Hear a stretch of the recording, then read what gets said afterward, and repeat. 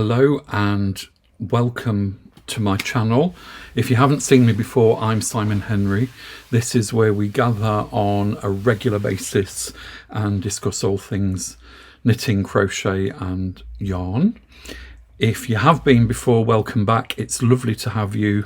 If you can look at the numbers on the thing underneath, whatever, you'll see we're building quite a community now. Thank you very much for all of your lovely comments. Also, thank you for the horrible ones, because we've had a little bit more hate this week. I don't care. Less of that. So today we're going to have a look at a folded button band and buttonhole band that I more often than not use in the couture side of my business. I've put it on the new vintage Fair Isle little cardigan pattern that's over on the Patreon site. You can go over there and have a little look. I'll tell you a little bit more about that at the end. So in the meantime, I'm going to see you over at the table and show you how it's done.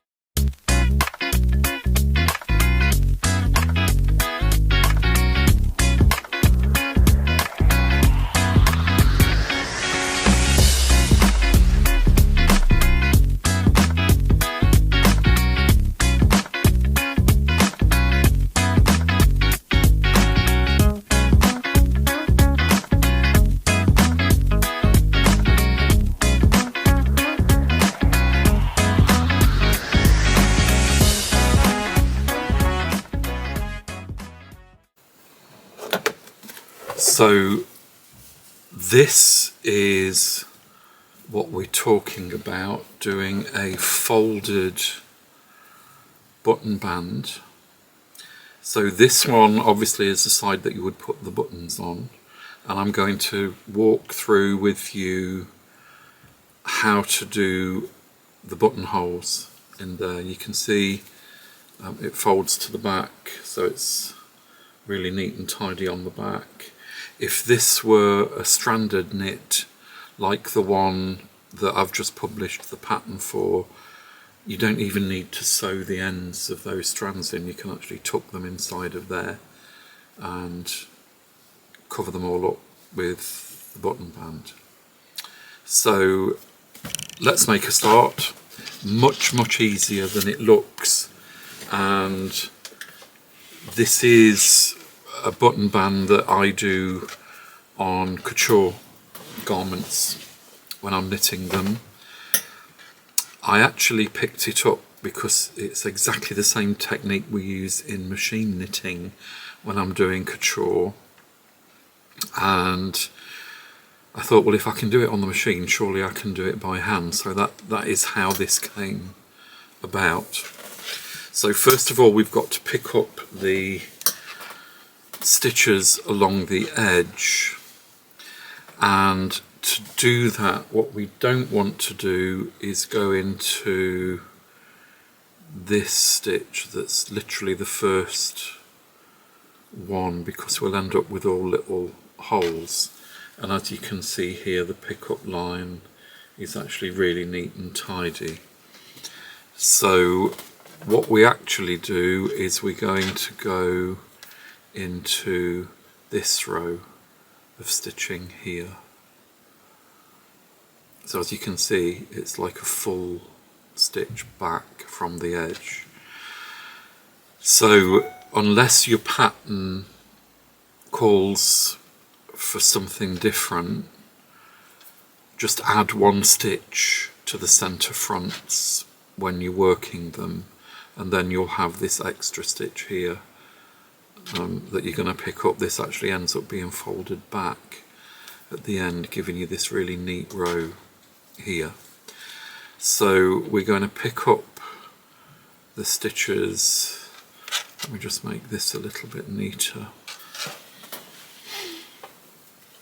So more likely than not you'll be using the same colour as your main body, but I'm going to use a different colour so that you can actually see what I'm doing. Don't sew any of these ends in until after we've done the button band. So this is the line, if you can see, this is the line that we're going to pick the stitches up in, and it comes down into this purl stitch here on the rib. So the first stitch that you're going to pick up, it's actually, people look and see the first stitch, it would be there. That would leave you with a little gap at the bottom. So I'm going to actually find this first stitch of the cast on edge, which is here, to pick up the first stitch. And we're just going to pick up these stitches however you find the easiest. Some people use a crochet hook, some people like me often just kind of do it as if I'm knitting. That very first stitch is sometimes a little bit awkward because it's tight, but pick up these stitches however you normally would and however is comfortable for you.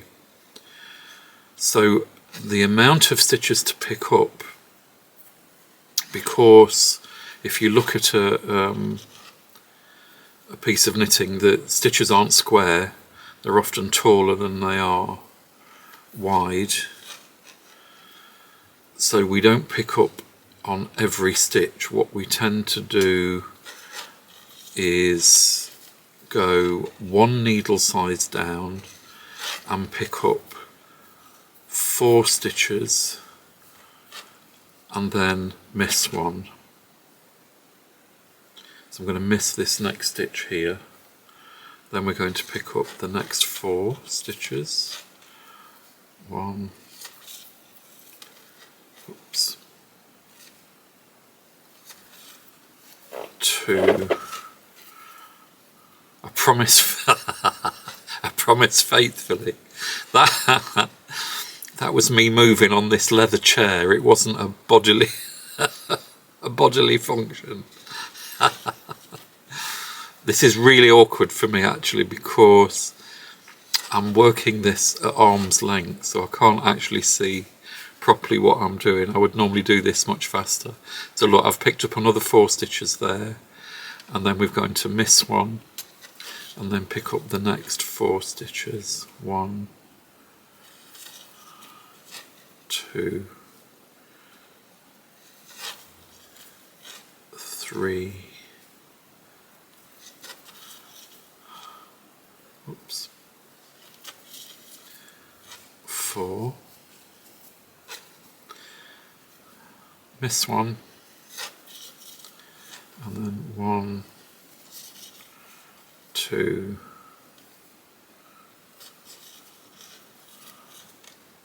3,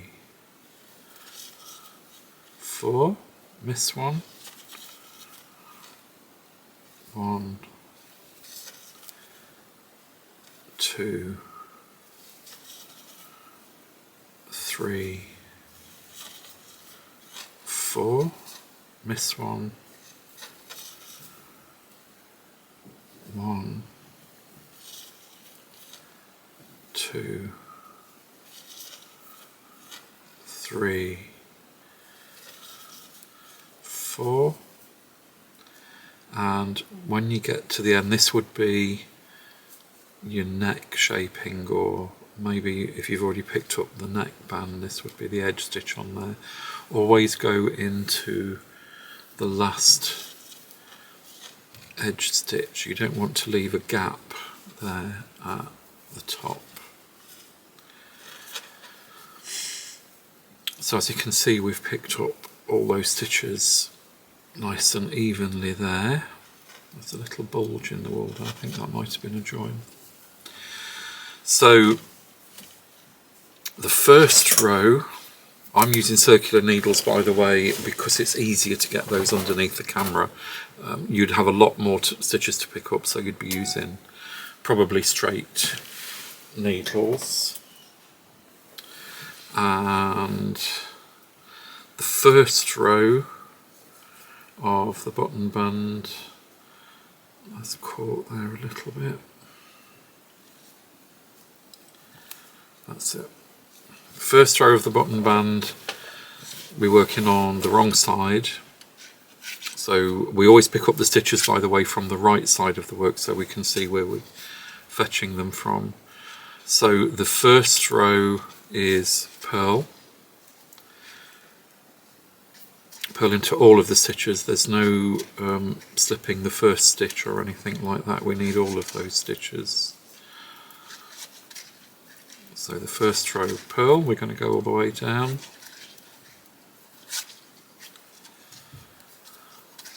I'd say forgive me for being a little bit awkward because this is an arm's length.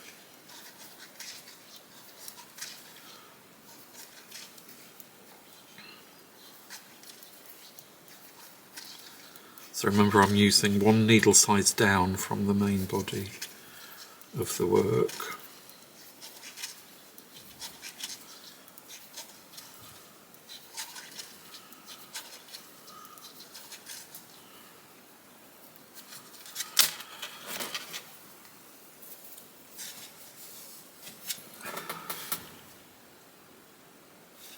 Second row is knit.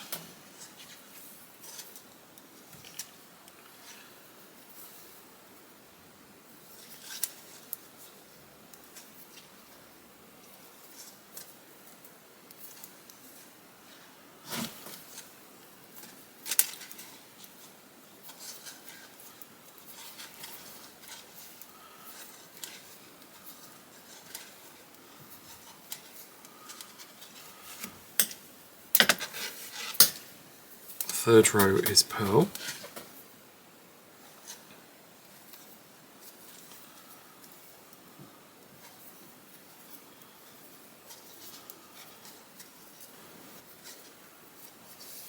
You can also see here, because we started one stitch in, we can see how neat that back, oh, the wrong side is there. So now we're on row 4, which is where we're going to place the buttons. So we need some contrast yarn for that, and it can be whatever colour you like, and it needs to be so that we can really see the difference between the colour that you're working with and the contrast yarn. We need to be able to see this a little bit later on. So place the buttons wherever you like. It depends what size buttons you're using, how many stitches we work over for the buttons, and also, you know, how the buttons are spaced. On the pattern for the fair isle, I've given instructions for all different lengths: a crop length, a medium length, a long length. So as long as you pick up, like we did at the beginning, 4 stitches miss one, 4 stitches miss one, 4 stitches miss one, you don't really have to count the amount of stitches you've got on. Both sides will be the same, but what you will have to count is how many stitches you want in between each buttonhole. So that I'm going to obviously leave up to you. We're at the bottom here. We need a little bit of space before the first button, so I'm going to knit 3 stitches there, and then for the first button I'm going to work over 3 stitches for a buttonhole. So I'm just going to knit the next 3 stitches in the contrast yarn.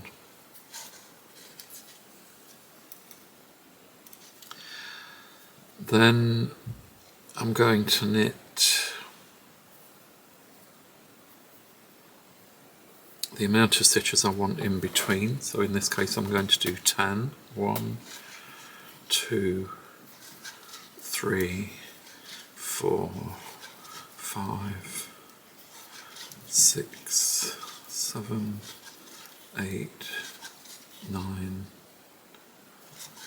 10, and I'm going to knit another 3 stitches. Don't worry about all this because this is going to be removed in a little while. So 3 stitches, or however many you need for the size of your buttonhole. Carry this across the back and you would knit to the next buttonhole.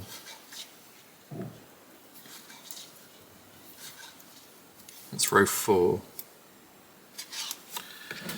You can actually cut that contrast thread now to get it out of the way. Row 5 is purl.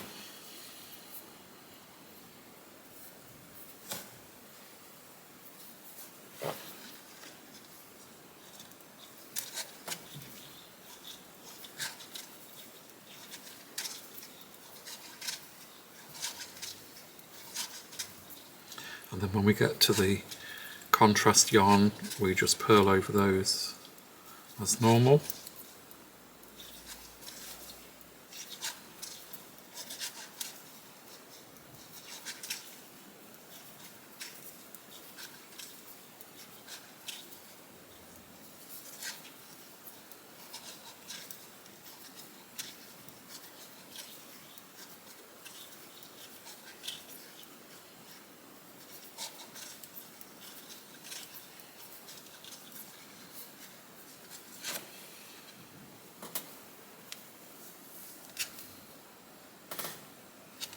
Row 6 is knit.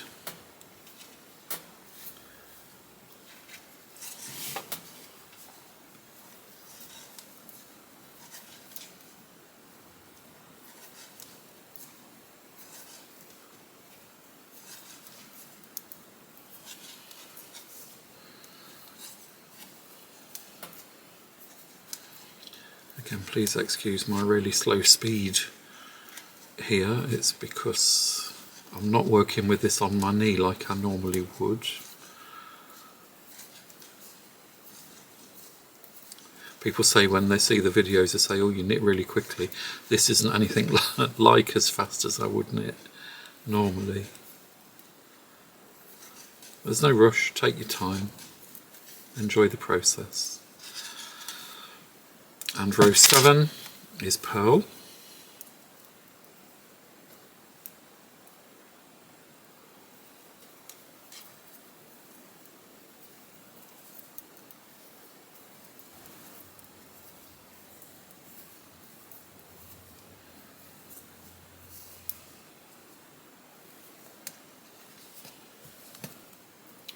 So that's the front part of the buttonhole band done. So you can see what we've done. We did the pickup row, we worked 3 rows, then the 4th row was the buttonhole row, and then 3 rows. Now what we're going to do is the turning row. So the turning row is this row here, which will make the fold in the work. And to do that, even though we're on the right side, we're going to purl that row rather than knit it. So purl all the way across.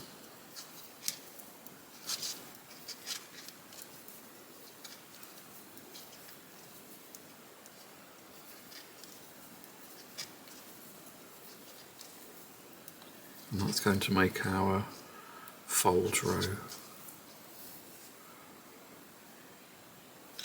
So now we're going to start working down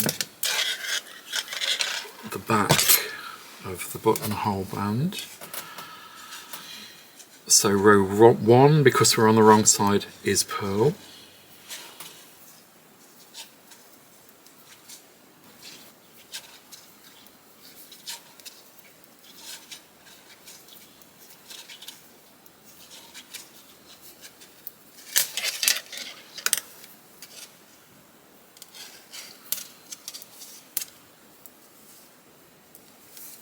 Row 2 is knit.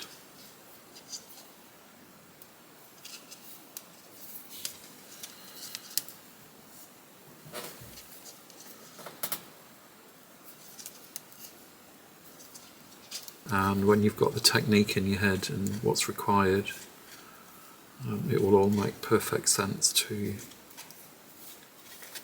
Row 3 is purl.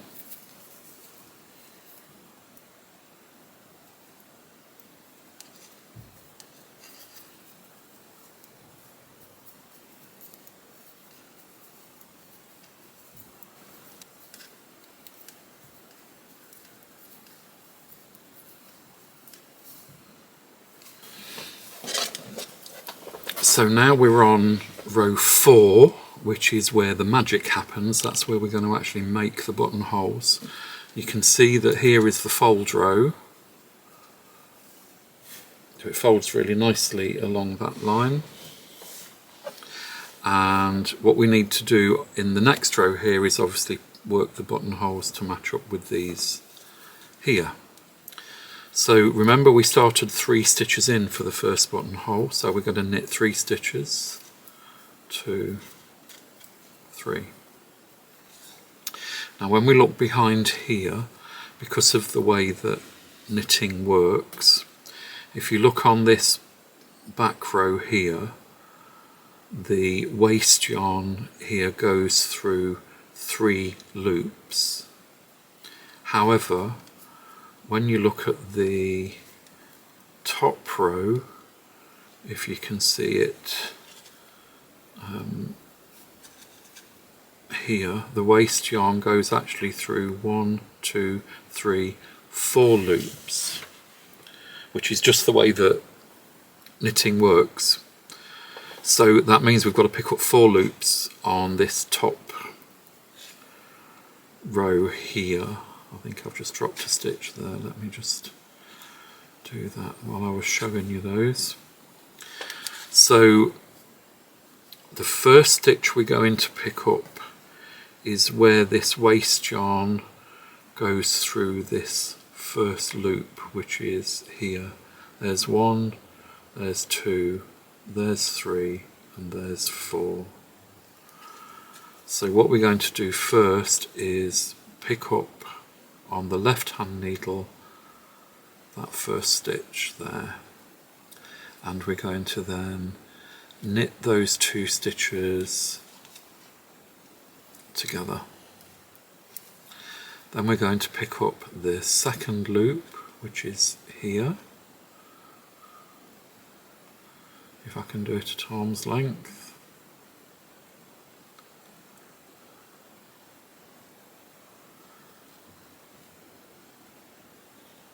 There it is. We're going to knit those 2 stitches together, and we're going to pass that first stitch over, effectively casting that stitch off. And then we're going to pick up the third loop, which is here. We're going to knit those 2 stitches together and pass that stitch over, and then the fourth one, which is here, knit those 2 stitches together and pass that over. So we've got 3 stitches there, and we've got the buttonhole there, which is already joined to the hole that we made in the first row. So if you remember, there were 10 stitches in this case in between buttonholes. We've got 1 stitch on the needle already, so we're going to knit 9. 1, 2, 3, 4, 5, 6, 7, 8, 9. So again, if you look behind here, if you look where these stitches go through on the waste yarn, we've got here 1, 2, 3, 4 loops. So we're going to pick up that first loop, which is there. We're going to knit those 2 stitches together. Then we're going to pick up the second loop, which is nearly there. Try not to pick up the waste yarn with it, it just makes that a bit more difficult to get out at the end. We're going to knit those 2 stitches together and pass that first knit 2 together over. And then the third one, which is there, knit those together.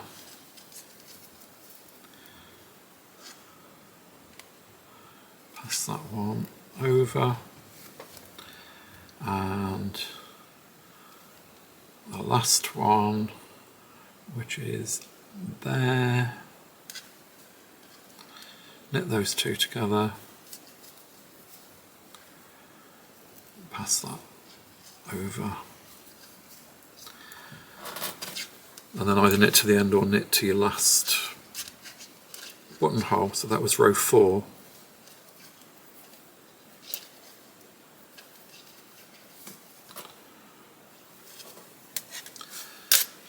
Row 5, which is a purl row. So we're going to knit to that first buttonhole.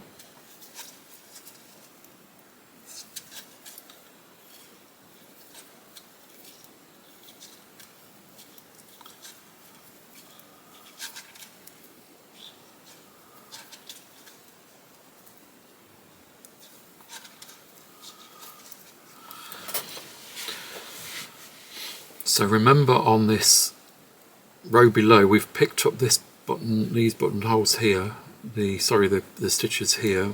On this row we've got 3 stitches to pick up that this waste yarn goes through, so that's there, look, 1, 2, 3. So here's the first one here. So we're going to purl that. Here's the second one.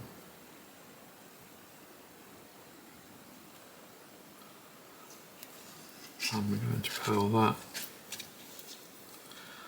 And here's the third one. Pick that loop up.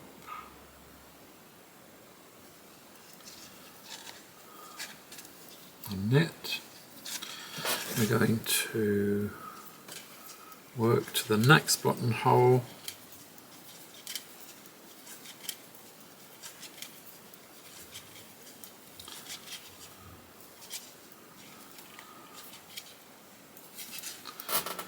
And as you can see here, look, we've got 1, 2, 3 loops to pick up. 1, 2, 3. So we're going to pick up that first one and purl. We're going to pick up the second one and purl, and we're going to pick up the third one and purl. Really much easier than it sounds. That was row 4. Row 5, easy peasy, we're just going to knit.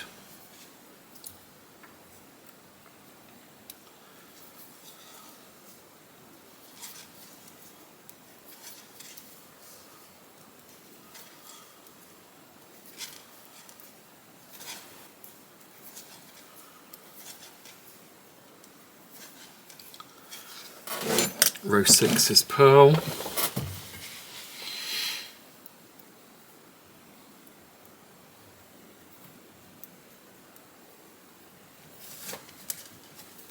You're probably thinking to yourself, what a faff this is, but I promise once you've done this and you understand the principle, you'll never really want to do a button band or buttonhole band any other way, because it keeps things so neat and tidy and professional looking. Like I said, if I'm knitting at the couture end of the industry, I will always do button bands this way.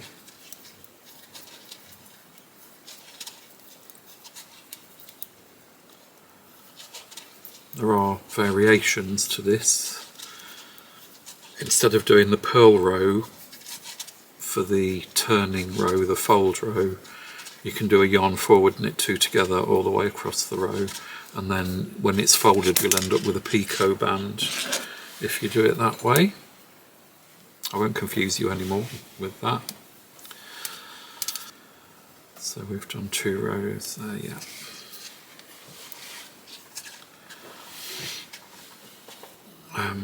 Seven rather. Row 7. Oh, I lied. Thinking ahead, I was trying to purl that knit row. So this is row 6, it's knit row. I leave all these mistakes in, and then that shows you that I too can be a bit thick.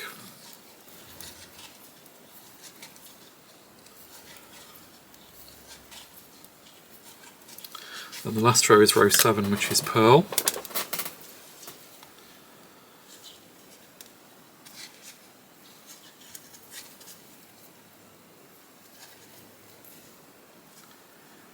As if I can.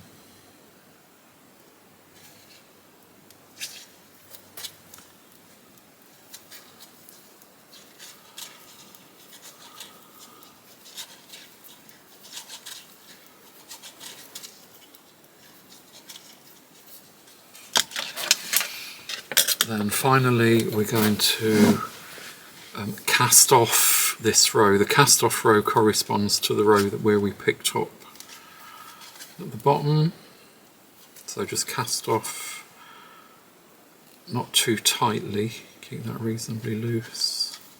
I have seen people actually sew this button band back just through the loops, they don't actually do the cast off, but that can actually pull the stitches up and make them a little bit on the tight side, so I prefer to do a cast off, and also it just keeps the look of the inside just ever so slightly neater as well. But when you get to that stage, even, you know, try it both ways, just see how you like it. There's no rules. Learn the principles and then adapt them to your own needs.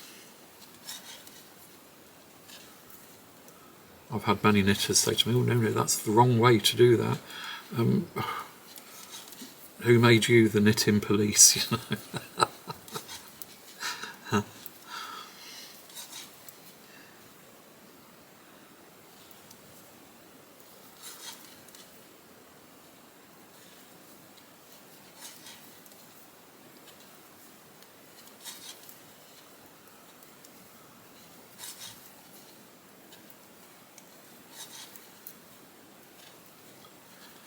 So I'm keeping this cast off edge fairly loose.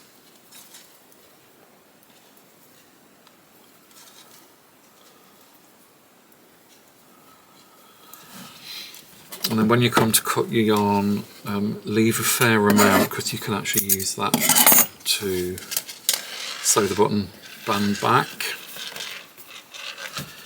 So let's have a look at where we are. So you can see that, you know, if we fold this back on the fold line, that reaches that pick up edge really nicely. So what we're going to do now is pull out this waste yarn,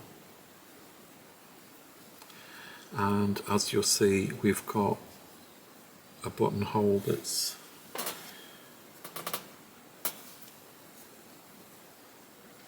caught up in the knitting all the way around. It makes a really nice, neat buttonhole, and the same with that one.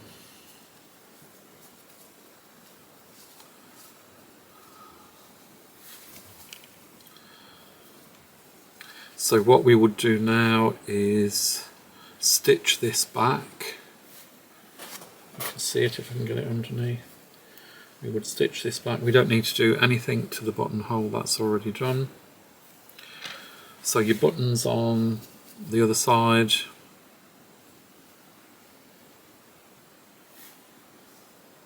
And we're done. Hope you enjoyed. and I'm going to see you back at the other camera. So I hope you enjoyed that. I hope it makes sense. Honestly, once you understand the principle of how to do the folded band and the buttonholes, you'll probably never do a button band any other way. It's more often than not used on all of my couture and knitwear, and all of the commission knitwear that I do. You'll see that I have actually used it on the vintage Fair Isle pattern that's now available on the Patreon site. I'm going to put the Patreon site up there somewhere if you want to have a pop over and have a look. There's lots of patterns, lots of crochet alongs and all kinds of things, and chat over there. We've got a lovely community of knitters and crocheters over there. I call them yarn smiths, that's what we call ourselves. And it's all of the patterns over there are free to people who sign up for a membership. Membership is only £5 a month, works out just over £1 a week, and you get access to all of the patterns. If you don't want to sign up as a member over there, you can actually buy the patterns from that site as well, so you can buy the individual patterns as you need them. So please like and subscribe. That really does help out the channel. All you've got to do is click on the little subscribe button that's kind of down here somewhere, and there's no charge for that. That's totally free, but it really does help the channel. It does something to the algorithm. I don't know what. I've got no idea what goes on over there, but it does something to the algorithm that means that YouTube is going to put that out to more people, so more people get an opportunity to see what we're doing, and also an opportunity to join our fast growing community over here. So you can see all this mess behind. I've had 1 or 2 comments that says, please tidy up your your wool. Number one, why? Do you know, I know where everything is on there. Number 2, yeah, okay, I'm going to do it. So if you stay tuned for the next video, you'll see me going through there. I'm fairly certain there's stuff in there I've completely forgotten about. I do believe, when I was kind of thinking about doing that, there's actually things that I've ordered to do reviews on that are buried under there somewhere that I've completely forgotten about. So it's quite exciting to find out what's actually there. So I'll see you on that video. In the meantime, happy yarnsmithing, love as always, and I'm going to see you really soon. Bye bye.